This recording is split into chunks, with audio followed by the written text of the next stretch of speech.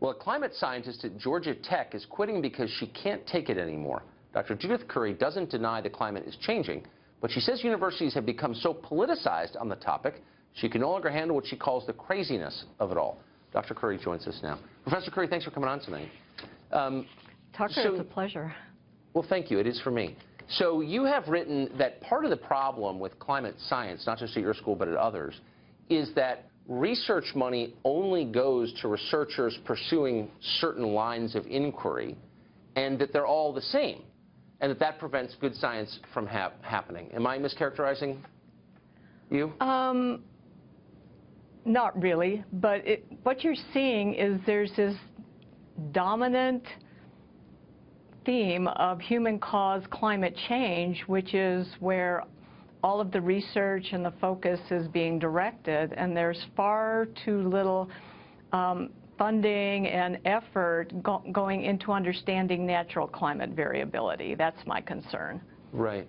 So is that, for those of us who are non-experts, is that the key debate, not whether temperatures are changing, because of course they always have, but over what's causing that change? And is there a debate on that? Exactly. In your world? It's clearly warming, and it's been warming Right. overall for several hundred years. The key question is how much of the recent warming, say for the last 50 years, has been caused by humans.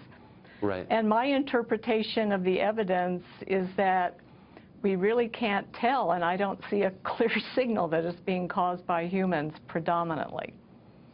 So for your position, and I think I'm just quoting you what you said, we really can't tell. You're not sticking out a hard position either way, but you're sort of open-minded, it sounds like. Do you believe you were penalized for that view?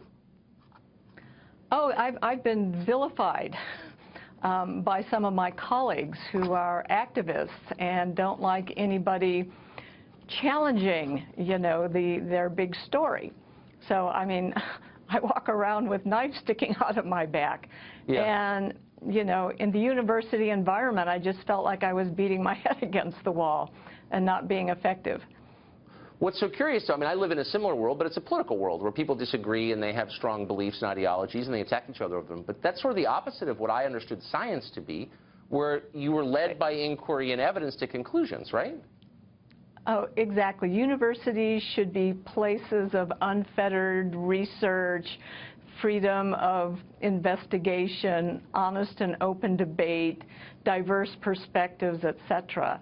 And in certain fields, you know, that are politically relevant, you're definitely not seeing that. But, I mean, this is one that has relevance for all of us, even though those of us who aren't in college or don't have kids in college. I mean, the research you're doing and that your colleagues, the ones you described as activists, are doing will inform public policy in a way that affects every person on the planet. So the stakes are really high, no?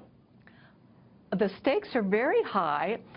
Personally, I think I can have more of an impact outside of the university in the private sector, sort of free market, academic freedom. Huh, academic. So let me ask you this. When you hear people who ask the question that you just asked, to what extent is climate change being driven by natural factors that have always existed, and to what extent by human activity? People who ask that question are derided as climate deniers. What's your response to that? Well, my response is we really don't know. It's certainly humans are contributing something. We don't know how much. From the evidence that I've seen, I don't think it's the dominant cause. You know, Wait, but I think Dr. it's Curry, mostly... you're not listening to TV, because 98% of scientists globally believe one thing. So you must be in the 2%, right? Ironically, the way the question is framed about the consensus that yes, it's warming, yes, humans contribute to it, I mean, everybody agrees with that, and I'm in the 98%. It's Yes. when you get down to the details that there is genuine disagreement that is really glossed over in the media. Interesting. We need to do a multi-part series on this show on this question. Just what do we know and what don't we know, as honestly as we can. And I hope you'll come back for that. Dr. Curry, thanks for joining us. Okay, thank you.